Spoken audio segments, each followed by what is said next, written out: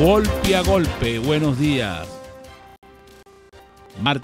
Lunes 26 de marzo del 2018. Bueno, el indestructible sigue vivo. El billete de 100 fue prorrogado hasta el 20 de mayo. Ya ese billete se parece al retrato de Dorian Gray. O sea, definitivamente va a desaparecer solo. No lo pudo eliminar el gobierno, va a dejar que muera tranquilo, en sana paz. A lo mejor lo desaparecen en la próxima reconversión, que es por allá en junio. Eso es, bueno, iba a durar una semana como que era la sustitución del billete de 100 y terminó, bueno, imagínense por dónde va ya. Creo que es la 13ª prórroga que le dan al referido billete, que ya lo llaman el indestructible. Bueno, y otra cosa importante para nosotros, cónchale, vale, se robaron una campana de bronce, 500 kilos en una iglesia de Cumaná. Bueno, y tenemos en línea a Eduardo Centey, analista político y ex vicepresidente del CNE y ahora asesor de la campaña de Henry Falcón. Buenos días, Eduardo, un placer saludarte. Buenos días, ¿cómo está todo? ¿Aló? Buenos días, ¿cómo estás? Un placer saludarte. Sí, bien, ¿cómo estás tú? Igual para mí, un placer saludarlos, todos tranquilos. Frantobar, mira, Centey, todo el mundo se pregunta, chicos, que Claudio Fermín se retiró porque no había condiciones para el proceso electoral que se avecinaba, según él, ¿no? Ese fue su argumento para retirarse. Y ahora es el jefe de campaña de Henry Falcón. Ahora sí hay condiciones. Esa pregunta se va a él, no me la pregunté a mí. Tú estás cerquita de él, a lo mejor él te debe haber dicho algo. No, mira, ahora sí hay condiciones. Evitaremos y le preguntaremos. Mira, Eduardo, ¿cómo va la campaña? ¿Cómo va eso? ¿Cómo se va manejando la situación? ¿Cómo están los recorridos? Los mismos que estuvieron por Cumaná. Y se reunieron con un grupo de personas allá en el estado Sucre. ¿Cómo va eso? Hemos recibido las últimas encuestas al día de ayer, especialmente una que le damos mucha credibilidad, que es la de Consultores 21 e IBAT, son las que más peso tienen en la numerología venezolana.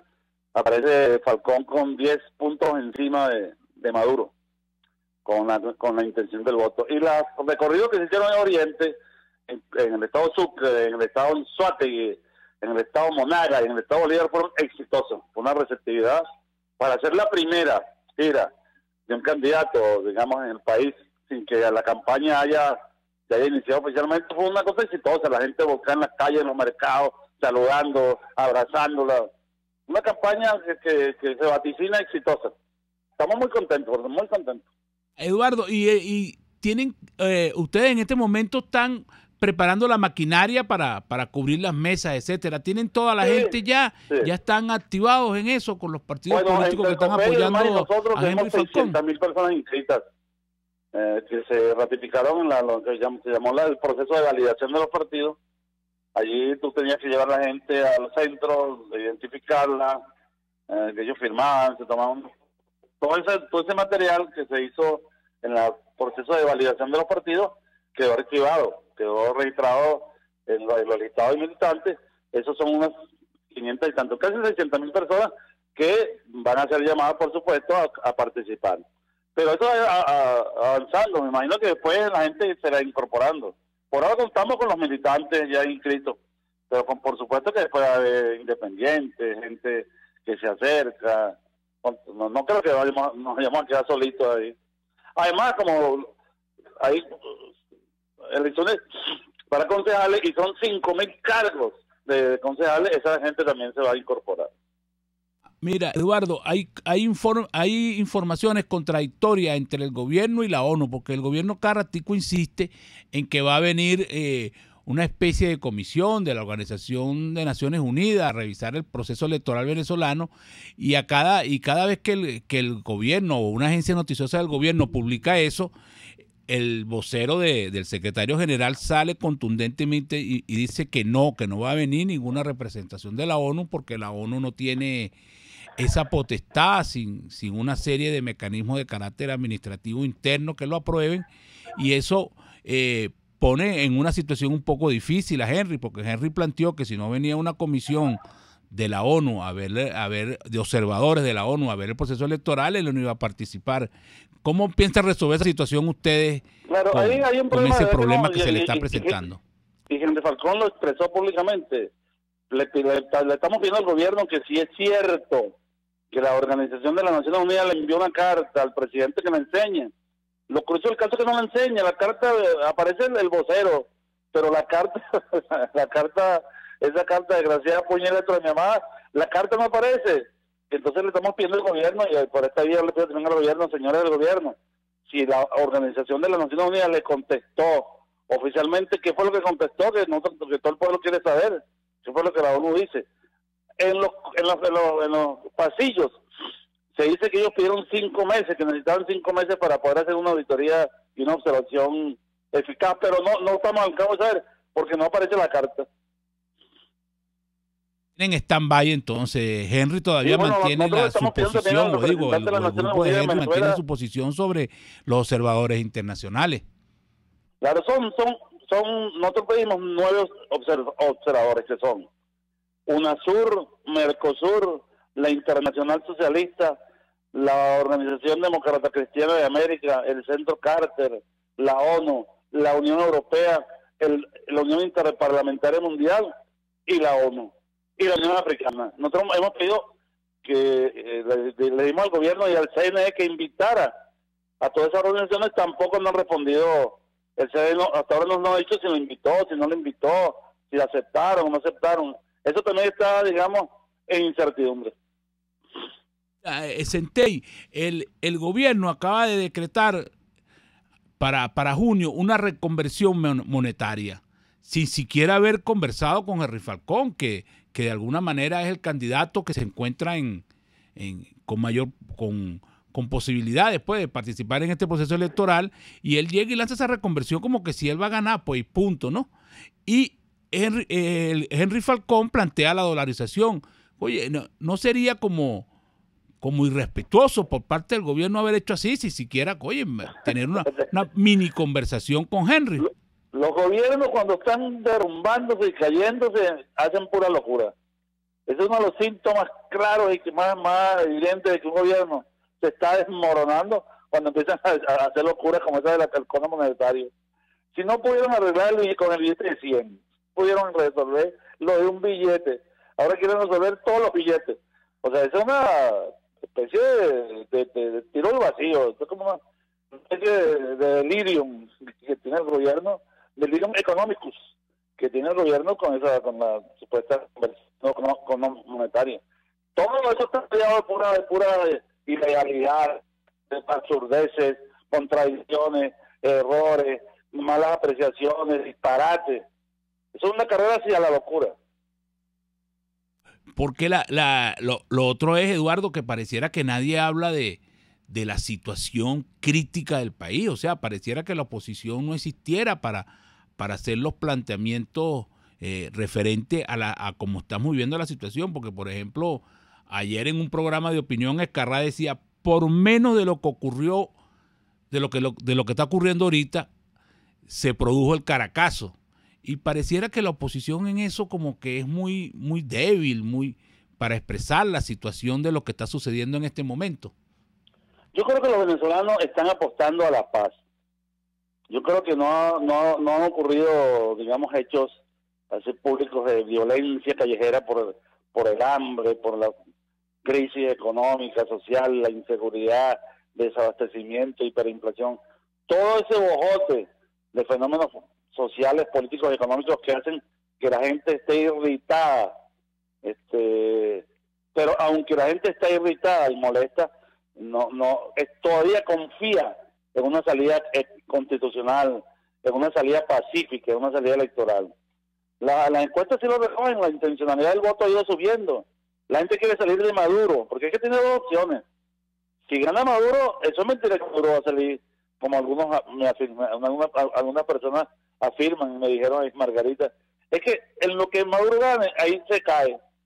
¿Y por qué no se cae ahora? hasta que gane. O sea, pensar que si Maduro gana las elecciones el 20 de mayo, ahí es donde se va a caer. Es una tontería, chico, de principiantes, como que si fuéramos unos escolares. Si Maduro gana, se va a afianzar, no se va a debilitar. Y algunas personas... Y también hay una percepción en la gente de que el gobierno de Henry se va a parecer mucho al de Maduro, porque cuando él plantea lo de los bonos, o lo de los bonos que está repartiendo Maduro, que ya hay una crítica sobre eso muy importante, porque esos son bonos que provienen de la renta petrolera y que nadie trabaja. Henry plantea que él va a mantener los bonos pero en dólares, o sea que los va a mejorar de alguna manera en dólares. Claro. Y eso sigue teniendo el mismo problema, pues, o sea, un país donde la mayoría de la gente pareciera que ya no quiere trabajar, donde el trabajo perdió valor, donde no tiene sentido trabajar porque lo que se gana no alcanza para nada. Uno tiene que partir sobre las realidades, uno tiene que ver bien dónde está parado. La gente de Venezuela tiene una dificultad con la inflación. El sueldo mínimo son 1.300.000 y un cartón de huevo vale 700 y un kilo de queso vale 600. Es decir, que entre un kilo de queso y un cartón de huevo se va todo el salario. Eso es una realidad. El subsidio alimenticio es absolutamente imprescindible en este momento. La gente está comiendo, muchas familias de la caja CLAP, del subsidio del Estado. Tú no puedes abandonar al 60 o 65% de la población diciendo, no se acabó el subsidio del Estado, ahora coman cable, coman piedra. Hay que atender hasta que la economía logre estabilizarse. El Estado venezolano tendrá que auxiliar en forma directa como en otros países. Eso no ocurre solo en Venezuela. En Estados Unidos hay las estampillas de comida, las food stamps, que son auxilios de personas necesitadas. Lo que pasa es que en Venezuela las personas necesitadas no son como en otros países el 10%, aquí son el 60%, el 70%, y ese subsidio es necesario hasta que la economía se restablezca. Nuestra idea es que en unos 4 años, 3 o 4 años, el sueldo mínimo alcance niveles. Está bien, Seitei, pero lo que la gente critica es que el bono no tiene un planteamiento para los más pobres, sino que se hizo de manera generalizada, o sea, porque es lo que dijo ellos, seguir repartiendo el bono. Lo que uno entiende es que hay una gente que está necesitada, que una gente que de verdad está pasando unos momentos bien difíciles y que hay que enderezar esa situación, porque aquí hay una regaladera real, aquí le dan bono al que es y al que no es, pero eso no lo vas a contestar cuando regresemos de publicidad. Usted escucha Golpe a Golpe por RCR 750 AM.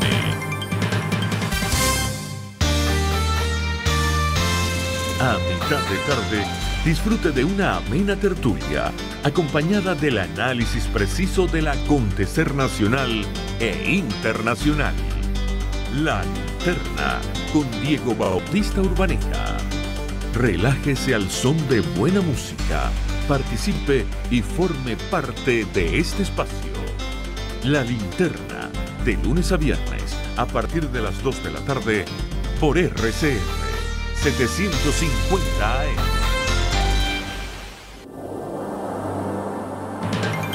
Una crónica de la actualidad. Golpe a golpe. Solo por RCR. De regreso en Golpe a Golpe, estamos conversando con Eduardo Centella, analista político y es vicepresidente del Consejo Nacional Electoral. Eduardo, te habíamos dado una pregunta en el aire, que no es que no den los bonos, sino que el planteamiento que lo hace Henry es que va a seguir siendo la misma fiesta que hay ahorita, que aquí le dan bonos hasta a los directores, viceministros, aquí le dan ese bono a todo el mundo. El planteamiento que estamos haciendo nosotros es un bono para la gente necesitada.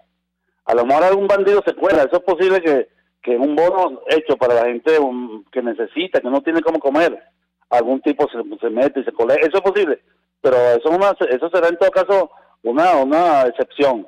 La idea es un registro minucioso sobre la base de los estudios que ha hecho la Universidad Católica Andrés Bello, de la población que tiene mayores dificultades. Un bono bien administrado, que no es eterno. Ese es un bono que se va a ir disminuyendo y va a ir desapareciendo en la misma medida en que la economía vaya creciendo. Recuerden que en los últimos 4 años de Maduro, en los últimos 5 años, la economía ha decrecido 50%, de un PIB de 250.000 millones de dólares andamos por uno de 120.000, 125.000 millones, la mitad del Producto Interno Bruto. Es un desastre. Kiko Rodríguez, que ya se menciona como uno de los posibles ministros de Henry Falcón de llegar a ganar, planteó en una entrevista el domingo que no van a aplicar un paquetazo tipo 1980. Ahora, ¿qué tipo de paquetazo van a aplicar? Ahí lo fundamental se basa en varias, digamos, en principios. El primer principio es la recuperación del sector petrolero.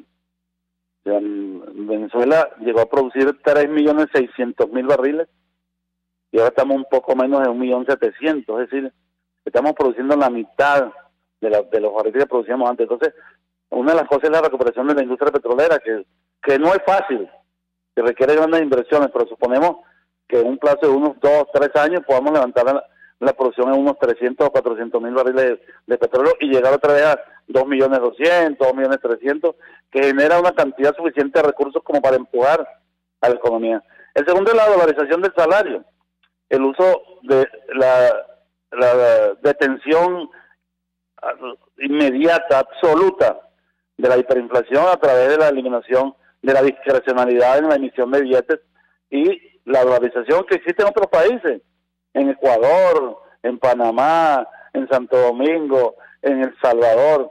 En Europa hay una unificación cambiaria de 27 países que usan el euro. Es decir, que una moneda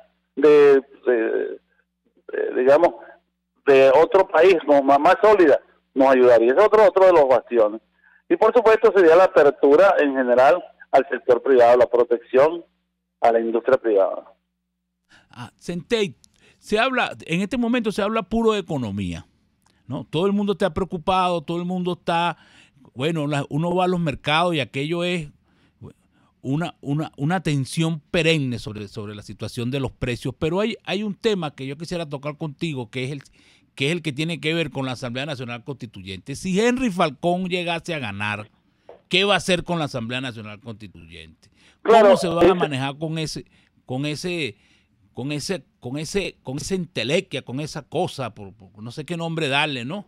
A esa ANC que de manera ilegítima fue escogida por el chavismo y que en este momento tiene poder de decisión, pues decide, quita, pone, hace, deshace.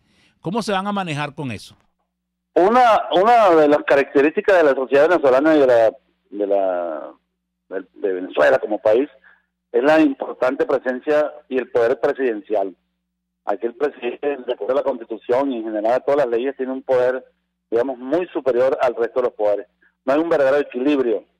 Y ese hecho de que el Poder Ejecutivo tenga tanta preponderancia va a ser el mejor escudo, la mejor arma para que la Asamblea Nacional Constituyente se reduzca a hacer lo que tiene que hacer.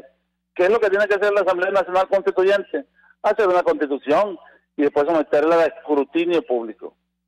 Si la Asamblea Nacional Constituyente, lejos de cumplir su papel, su único papel, que es la elaboración de una constitución, sigue legislando, haciendo leyes, sigue nombrando funcionarios, entonces estaría incurriendo una violación constitucional y ahí sería evidentemente una confrontación entre el Poder Ejecutivo y el Poder Legislativo.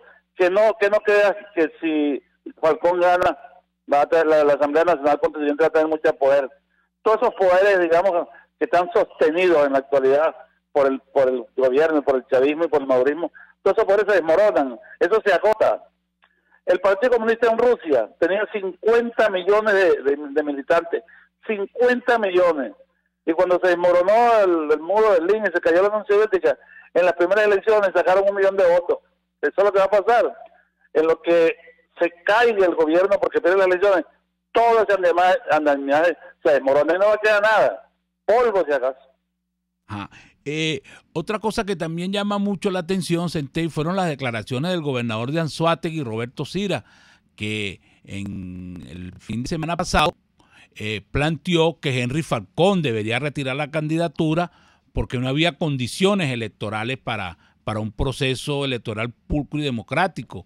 ¿Qué opinión te merece eso? El que quedó electo con este mismo CNE. Una opinión respetable. Nosotros respetamos mucho a los partidos que están llamando la atención. Pensamos que están equivocados, que es un grave error, pero respetamos tu opinión, porque si nosotros estamos hablando de democracia, de participación, de respeto, de hacer lo contrario a lo que hace el chavismo, que es irrespeto y abuso. Si estamos hablando de esa forma, por supuesto que respetamos la opinión de Sigra y la opinión de los partidos que han llamado a abstención.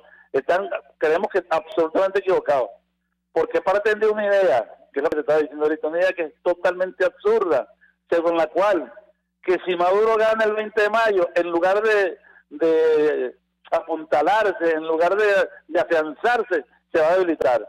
Y yo te puedo asegurar, estimado, que si Maduro gana el 20 de mayo no se va a debilitar, se va a fortalecer nacional e internacionalmente.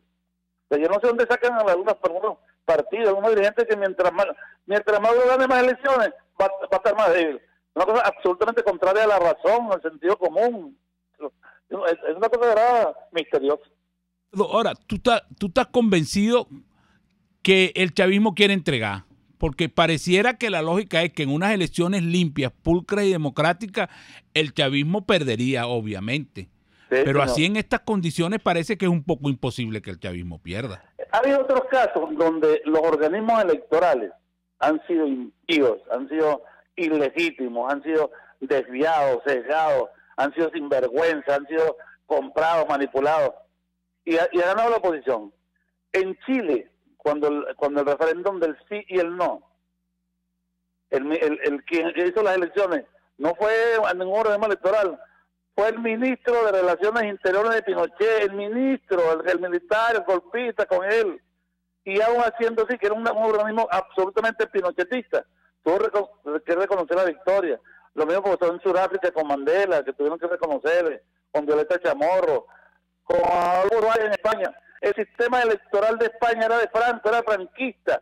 Franco tenía 36 años en el gobierno y todo era franquista. Y cuando la primera vez que se enfrentó a una elección, ganó Adolfo Suárez, aunque el sistema electoral era franquista y era fascista, era facho. Si la mayoría de una población decide cambiar y votar, no hay ninguna manipulación que la pueda detener. Simplemente la realidad se impone de una forma evidente, clara. Eso sucedió otra vez en el mundo. Sucedió con Toledo, sucedió en Kosovo, qué sé yo, en todos los países donde va a pasar. Y donde se abstiene, pasa como pasó con Mugabe, que la oposición tenía la mayoría y se abstuvo, y Mugabe tuvo 17 años más. Cuando tú te abstienes... O sea, que según tu criterio, entonces no hace falta pedir ninguna condiciones, porque si el gobierno va a perder, ¿qué sentido tiene pedir condiciones?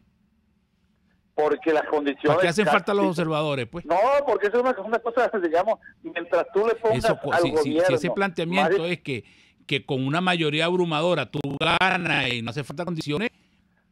Yo no he dicho que no hace falta condiciones. Que esa parte, si no la proceso, pues se sobreentiende que el gobierno pone trabas y trabas, porque ahí está el caso de Andrés Velázquez. Andrés Velázquez ganó y todavía no le han dado respuesta de su situación. Cuando hay una mayoría aplastante, una mayoría significativa, y la gente decide ejercer su mayoría, no hay fuerza que se le detenga, no hay fuerza. Eso es mentira, que Tibisay en la noche va a dar una olla, entonces van a quedar con un cable submarino que viene de Cuba y va a caer los votos. Todo eso son fantasías, cuentos de camino. Si la gente ¿cuánta gente está disgustada con el gobierno? 90%. 90%. ¿Tú crees que salen a votar 90% y a votar y nosotros sacamos, digamos, 15 millones y el gobierno 3 hace trampa? 15 contra 3. Es imposible. Se puede hacer trampa si hay una sensación de fracaso, una sensación de derrota, de desánimo, y la gente no sale a votar. Ahí gana Maduro. Y vuelvo y te lo repito, a quienes nos están oyendo, mis queridos radioescuchas, si Maduro gana, son 6 se va a quedar. O sea, no es verdad que Maduro se va a debilitar. No creen eso. Si Maduro gana, Eduardo, por razones de tiempo tenemos que despedirte. Fue un placer tenerte en el programa. Hemos conversado con Eduardo Centella, analista político, miembro del comando de campaña de Henry Falcón. Y vamos a publicidad. Ni de suerte, ni de gracia, ni de pecho. Es Golpe a Golpe. El siguiente espacio educativo está dirigido a niños, niñas y adolescentes. RCR presenta Todo se puede, una producción nacional independiente de Mayra Prado, certificado número 16923. El cambio es acción. Muévete por tu salud. No tienes excusa. Tú puedes. Uso del tratamiento para la tensión arterial elevada en tiempos de crisis. Siempre sostengo que el venezolano se carece en las dificultades. Ante la escasez de alimentos, se informa, aprende nuevas recetas basadas en los alimentos que se consigan, se preocupa por su salud porque sabe que depende, entre otros factores, de su alimentación y por ello trata de hacer las combinaciones más balanceadas. Y a pesar de la tormenta, lo logra. Pero ¿qué sucede cuando lo que escasea son las medicinas que se necesitan para mantener la salud? Vienen las improvisaciones de prescripción y la automedicación con conductas como la disminución de la dosis, el intercambio de fármacos sin asesoría alguna, la sustitución de la medicación actual por medicina alternativa y otros que dejan consecuencias como la descompensación y el aumento de las hospitalizaciones. ¿Te acuerdas que nos crecemos en las dificultades? En un responsable, profesional y admirable esfuerzo, un nutrido grupo de médicos, jefes de servicio y profesores universitarios venezolanos publicaron en la página de la Sociedad Venezolana de Medicina Interna una guía con las características básicas de los medicamentos que utilizan las personas con hipertensión, los datos sobre sus efectos colaterales e inclusive un algoritmo accesible al paciente en caso de que no cuente con la asesoría y deba decidir sobre alguna medicación para las enfermedades mencionadas. ¿Cómo se usa la guía?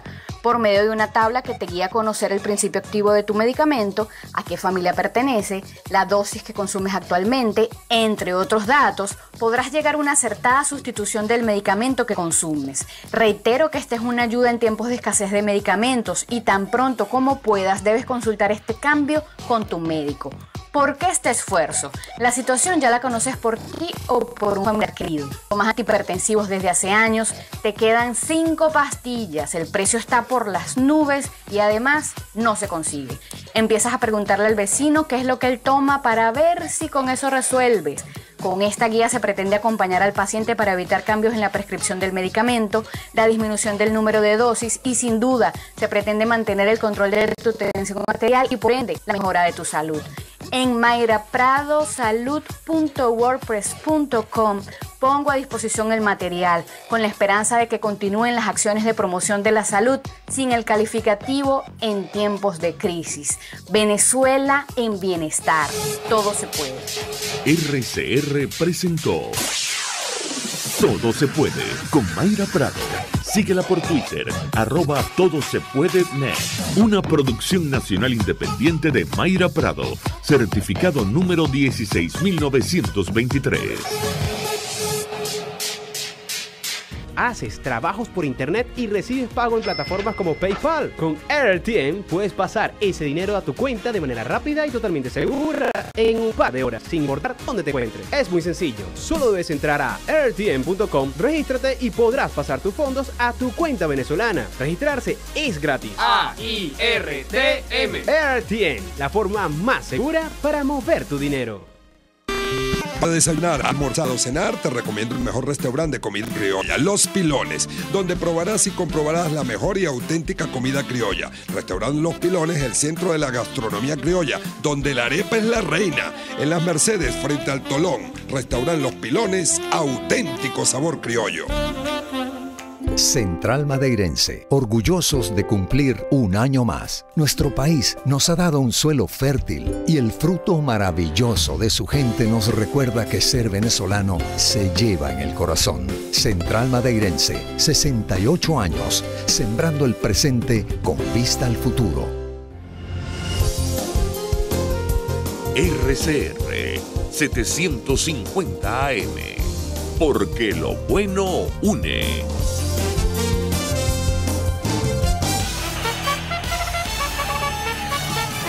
Conéctese a la emoción del hippismo nacional e internacional en Trasnocho Hípico, con la llave ganadora, Jesús Oropesa y Héctor Alonso. Estadísticas, entrevistas, pronósticos. Trasnocho Hípico, todos los miércoles, jueves y viernes a las 11 de la noche. Solo por RCR Deportes, 750 AM.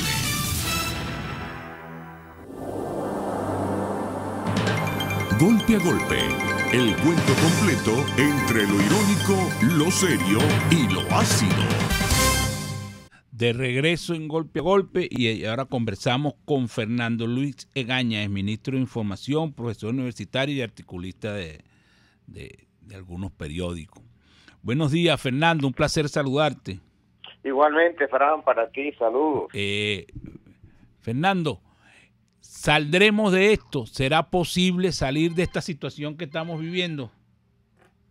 Bueno, esa es la pregunta que se hace mucha gente. Aló, Fernando. ¿Me escuchas? Te escucho claramente. ¿Saldremos de esto? Bueno, como te decía, esa es la pregunta que se hace mucha gente. Y esa es la pregunta que yo me hice en un artículo recientemente publicado. Y yo digo, bueno,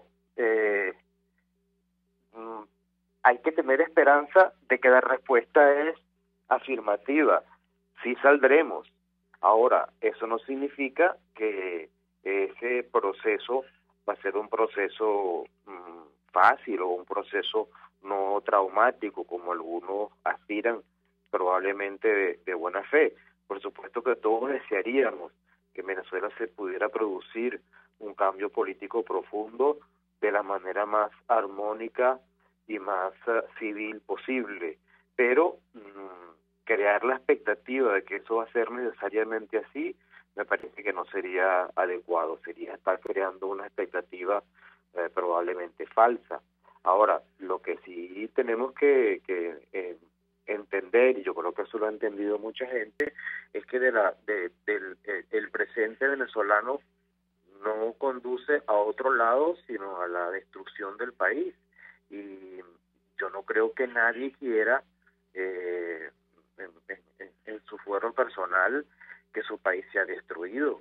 Yo creo que la abrumadora mayoría de los venezolanos quiere que eso no ocurra, que Venezuela pueda ser reconstruida inclusive desde sus cimientos, y creo que tendrían mucha voluntad para participar en eso.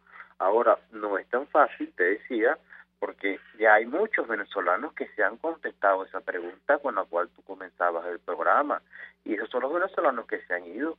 Los que se han ido han contestado la pregunta en el sentido negativo, es decir, piensan que probablemente no se va a salir de esto, que la situación se va a seguir deteriorando, y han decidido irse. Algunos lo han hecho con un modesto patrimonio, pero otros lo han hecho prácticamente con lo que llevan puesto. Y estamos hablando de cientos de miles de personas, sino de algunos millones de personas. Hay estimaciones que señalan que cerca del 10% de la población venezolana ya está viviendo fuera del territorio nacional, establecida en el exterior. Fernando, pero dentro de saldremos de esto, cuando tú planteas la posibilidad de una salida, no planteas la electoral como tal. O sea, pareciera que en este momento la salida electoral está como apartada para salir de este problema que se está viviendo en el país, de la situación del gobierno de Maduro. Bueno, que pareciera que si vamos a un proceso electoral no hay condiciones pues para que se dé lo que la mayoría de los venezolanos piensan. Déjame explicarte cómo yo veo esa situación de la manera más clara en que creo que puedo. Yo creo que la salida electoral es deseable. Es decir, obviamente en un país como el nuestro, que a lo largo del siglo XX consolidó o desarrolló unos valores de cultura democrática, en virtud de los cuales la determinación del poder dependía de la voluntad popular expresada en elecciones, un país así es un país que desea que hayan elecciones. Pero elecciones no es simplemente ir a votar. Elecciones es un proceso donde se garantice que la voluntad del pueblo sea respetada. Eso es lo que se llaman elecciones libres, justas y transparentes. En Venezuela no hay elecciones libres, justas y transparentes. De hecho, lo que hay es un organismo que se ha convertido en una fábrica o en una fabriquita de votos, como fue el caso de los 6,5 millones de votos fabricados con motivo de las votaciones para elegir a la pretendida constituyente, lo que ocurrió hace menos de un año. Entonces yo digo, bueno, frente a esa realidad, porque esto que estoy diciendo no es especulación, es una realidad, obviamente que la salida electoral no es ninguna garantía. Ahora, la salida electoral no es la única salida que establece la Constitución. La Constitución establece muchos mecanismos para producir en Venezuela un cambio efectivo ante la destrucción de la democracia, que es lo que está ocurriendo aquí. Entonces, no es que yo descarte a la salida electoral y considere o me considere un opositor de la salida electoral. No, sigo considerando que es una salida deseable, pero no me engaño al respecto de afirmar de que en este momento, o en el presente venezolano, la salida electoral no puede conducir a un cambio efectivo porque está controlada y manejada y orientada para todo lo contrario, para impedir que haya un cambio efectivo, es decir, para garantizar el continuismo. Y lo que yo le pido, desde el punto de vista personal, sin pretender a representar a nadie, que a nadie represente, sino simplemente a mi propio pensamiento. Bueno, a los que sí están llamados a representar y han hecho un trabajo importante para tratar de lograr esa representación, es que encaren la realidad. Y esa realidad pasa por darse cuenta que es fundamental salir de esto, es fundamental que haya un cambio efectivo, es fundamental que el cambio efectivo sea por la vía constitucional, pero eso no significa o no se limita a el tema exclusivamente electoral. Fernando, estamos conversando con Fernando Egaña, es ministro de Información y profesor universitario y articulista de muchos periódicos. Pero la oposición pareciera no entender lo que está ocurriendo. Cuando digo la oposición es la MU y el candidato presidencial Henry Falcón, porque uno ve ya no sé si llamarlo loquetera, yo no sé cómo llamar esto, de la situación económica y no ver respuestas, digamos, contundentes y serias por parte de la oposición, porque, por ejemplo, yo comparto contigo lo de la reconversión monetaria, es una loquetera, pero más loquetera es lo que acaban de hacer ayer, pues que acaban de prorrogar el decreto para que el indestructible billete de 100 siga vigente. Entonces tú dices, bueno, van a hacer una reconversión y ni siquiera han podido resolver el problema del billete de 100, que yo creo que ya va por el 13º decreto de prorrogación. Tú dices, bueno, pero, o sea, ¿dónde están los dirigentes políticos? ¿Dónde están los que tienen que plantearle a la gente la situación que estamos viviendo? Yo no sé si tú compartes ese criterio conmigo. Bueno, Fran, la verdad que sí lo comparto, porque tú te pones a analizar, vamos a hablar con datos. Repito, esto no son especulaciones, sino son datos. ¿Aló? Venezuela tiene una hiperinflación que algunos estiman entre 10 y 15.000% al año. Es decir, es la hiperinflación más alta del mundo. De hecho, es el único país con hiperinflación. Hay otros países con inflación alta, pero ninguno tiene hiperinflación. Y la hiperinflación lo que destruye es la capacidad adquisitiva del venezolano, el venezolano que en su mayoría tiene un ingreso del llamado salario mínimo, que en este momento con eso no se hace absolutamente nada, no hay capacidad para mantener una vida mínimamente decente con el valor del salario mínimo. 2, en Venezuela hay una escasez rampante, no solamente de alimentos básicos, porque bueno, si uno no se consigue un alimento, uno puede satisfacerse con un alimento distinto, sino de medicinas básicas que si no tienen sustitución. Si una persona tiene una determinada enfermedad, una determinada dolencia, tiene que ser atendida con un determinado fármaco, no con otro. Y en Venezuela se está muriendo muchísima gente porque no hay medicina. Hay una escasez, repito, rampante de medicinas, para no hablar, desde luego, de cualquier producto que sea fundamental para una vida más o menos digna desde el punto de vista personal, familiar, colectivo, etcétera, en nuestro país.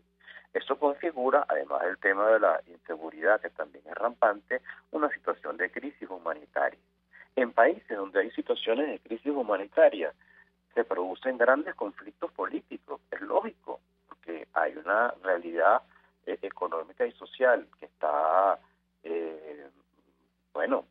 destruyendo las posibilidades de futuro de la población, y eso tiene que tener consecuencias en materia de conflicto político. Pero no es el caso de Venezuela. En el caso de Venezuela, los que están llamados a representar ese rechazo, esa indignación popular, algunos están muy ocupados, muy dedicados al tema de la campaña electoral, y otros están en una situación quizás como de perplejidad, en el sentido de no saber exactamente ni qué decir ni qué hacer. Hay otros que yo creo que tienen una posición más clara al respecto, y hay otros que están pensando que la solución de los problemas de Venezuela va a venir por una especie de actuación mágica desde el exterior, cosa que yo no comparto. Yo sí comparto que la crisis Pero Fernando, cuando tú dices que hay uno que tienen una posición más clara al respecto, es que de alguna manera le hacen el juego al gobierno, comparten de alguna manera, avalan la situación del gobierno, de alguna manera lo que hacen es apoyar al gobierno. No, todo lo contrario. Los que tienen una situación más clara al respecto son los que no se prestan al juego del continuismo del gobierno a través de la manufactura de elecciones. Son los que han planteado claramente y han venido planteando, señores, la Constitución venezolana es muy amplia al respecto de los mecanismos para lograr un cambio o para tratar de lograr un cambio efectivo. No se limita exclusivamente a la salida electoral, que en este momento, repito, a pesar de ser teóricamente deseable, es en la práctica imposible, porque la salida electoral es manejada por una hegemonía que ha convertido a las elecciones en una fábrica de votos a favor de los intereses de su parcialidad política. Ajá. Fernando, tenemos que ir un momento a publicidad, pero cuando regresemos te queremos dejar una pregunta en el aire. Te vamos a dar una pregunta para que cuando regresemos nos la conteste. Insistimos en lo de la oposición porque uno ve casos como el de Odebrecht, ¿no?, que ha destituido a expresidente como el caso de Lula, a presidenta como la presidenta de Brasil, el caso del vicepresidente de Ecuador, ahora el caso del presidente de Perú. Y en Venezuela, donde todo el mundo sabe ya que Odebrecht hizo obras por demás, no aparece absolutamente nada que tenga que ver con su situación de corrupción. Los políticos no denuncian, las denuncias son demasiado timoratas. ¿Será que Odebrecht corrompió, ayudó, colaboró? O sea, no sabemos qué nombre darle a toda esa clase política venezolana, pero eso nos lo va a responder cuando regresemos de publicidad. Usted escucha Golpe a Golpe por RCR 750 AM. El coco reduce la presión arterial y previene la osteoporosis. Por eso degústalo y disfrútalo en Coco Factory, donde te ofrecen agua, cocadas en sus 3 versiones, helados, galletas y conservas de coco fresco. Coco Factory está en Valencia, Maracay, La Rosaleda en San Antonio de los Altos y en Caracas, en la avenida principal de Santa Mónica, frente a la antigua estación de combustible. Coco Factory, porque sin cocos no hay paraíso. En RCR echamos mano día a día de herramientas periodísticas para exponerles de la mejor manera lo que sucede en el país. Hablamos de las grandes cosas, pero también de las pequeñas, de las que les pasan a usted. Presentando los conflictos, pero también las posibles soluciones. Con respeto, en este país polarizado, porque entendemos que las diferencias existen. Y contrastamos la información, porque para nosotros lo más importante es usted. Inmediatez, opinión, participación, tolerancia y respeto. RCR 750 AM, porque lo bueno une.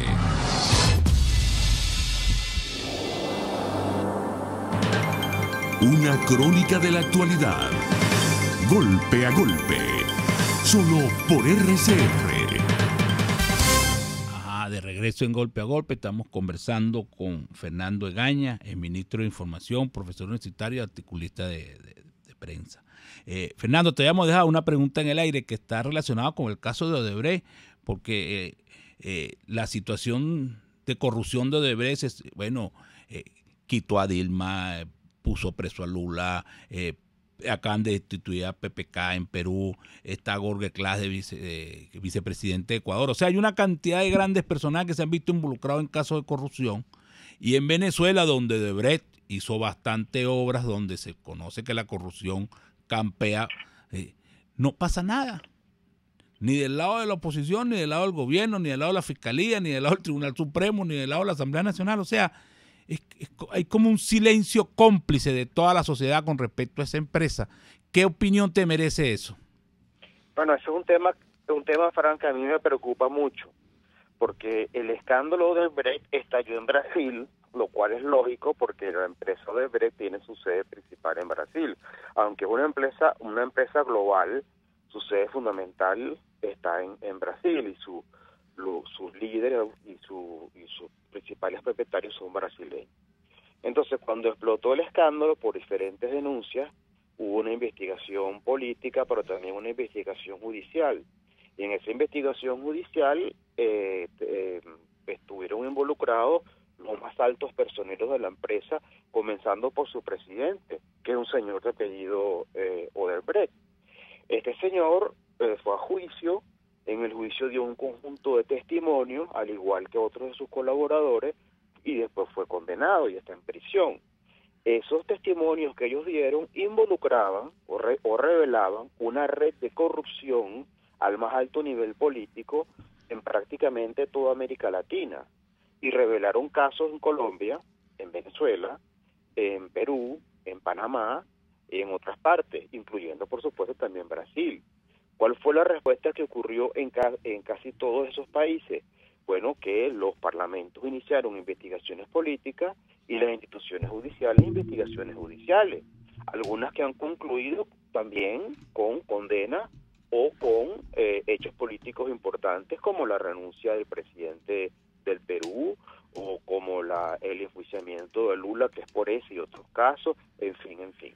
Pero hay un país que fue, por cierto, uno de los más denunciados en los testimonios de los personeros de Odebrecht, que es Venezuela, donde tú muy bien señalas, no se ha producido ese tipo de investigación.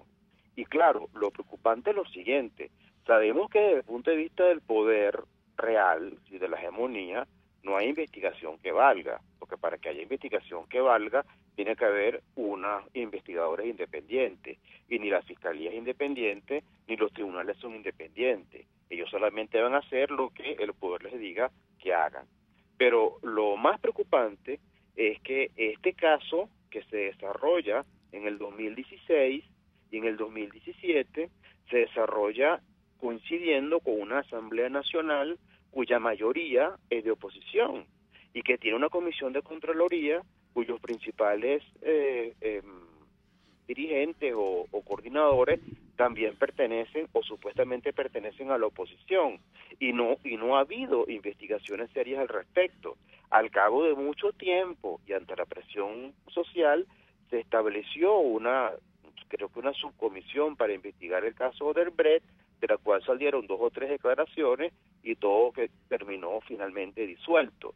Y eso es algo, por supuesto, muy preocupante, porque no hay que tener demasiados dedos en la frente para suponer que hay una red de complicidad y que Odebrecht aquí no solamente financió la política oficialista, sino que también financió por lo menos una parte de las políticas y de las campañas no oficialistas, y por lo tanto se prefiere dejar el tema como está, es decir, en un silencio cómplice, como tú bien lo señalabas. Y eso es muy preocupante, no solamente por el caso de Odebrecht como tal, sino porque eso revela hasta qué punto en Venezuela hay o no hay capacidad para producir un cambio efectivo de la situación. De ahí que eso se empata con el tema inicial del programa, con la pregunta con la cual tú comenzaste la intervención, que era: ¿saldremos de esto? O sea que los políticos venezolanos en este momento se encuentran totalmente desfasados de la realidad del país, no están en sintonía con lo que la gente siente en la calle. Uno ve claramente que no están pues en tono con lo que está ocurriendo. Pareciera que lo único que les interesa es mantenerse ahí, vegetando en el poder.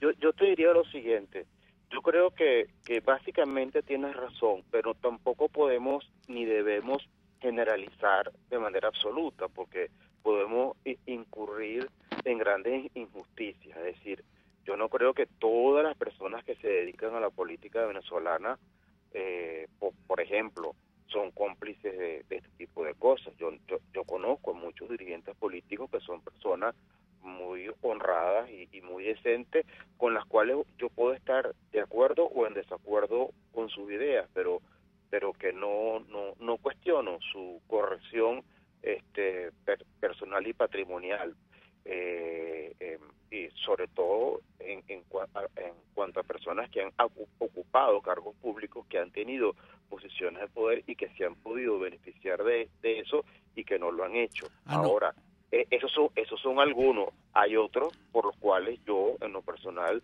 no es que no pongo las manos en el fuego, es que no pongo una uña en el fuego. No, yo estoy plenamente de acuerdo contigo en eso, Fernando. Yo lo que digo es que pareciera que en el fondo la mayoría de los políticos que en este momento están ejerciendo parte importante de la vocería de la oposición, lo que plantean es más o menos algo así como que nosotros vamos a hacer lo mismo que está haciendo el chavismo, pero un poquito más decente. Porque todos los planteamientos que uno oye están en la misma sintonía y pareciera que no le quieren hablar claro a la gente, no le quieren decir a la gente, mire, aquí el trabajo perdió valor, aquí la industria petrolera no es que está destruida, está vuelta a polvo cósmico, a lo mejor es imposible recuperarla, o sea, aquí esa regaladera de los bonos no puede ser, no, entonces unos plantean que van a recuperar PDVSA, el otro plantea que bueno, que la cosa va a mejorar cuando pongan un fiscal que sea un poquito serio, y bueno, y el otro plantea que va a ser los bonos, pero ahora lo va a hacer en dólares. Y tú dices, bueno, pero ¿en qué país están estos, pues, no? Bueno, esa es precisamente una de las razones por las cuales mucha gente está envuelta en una gran desesperanza, lo cual por supuesto es muy negativo, porque la desesperanza contribuye al continuismo y la desesperanza hace que sea más difícil el cambio político. Y como te decía, las personas que han decidido irse son personas que ya se contestaron esa pregunta, ese interrogante inicial. ¿Saldremos de esto? Estas personas piensan que no, por lo menos no por ahora, y por eso ellos prefieren salir ellos, es decir, emigrar y establecerse en otra parte de Venezuela. Pero no todos, afortunadamente creo, de los que pueden integrarse o incluirse dentro del llamado liderazgo político, comunicacional o social de los sectores de oposición, tienen esa misma posición, digamos, de que lo que hace falta son algunos toques técnicos, cambiar una que otra medida, sustituir a unos personajes por otros personajes, y que todo eso ya va a producir una situación de bienestar. Y no, eso no es verdad. La situación de Venezuela es una crisis sumamente profunda, es estructural, es una de las más profundas que ha vivido el país.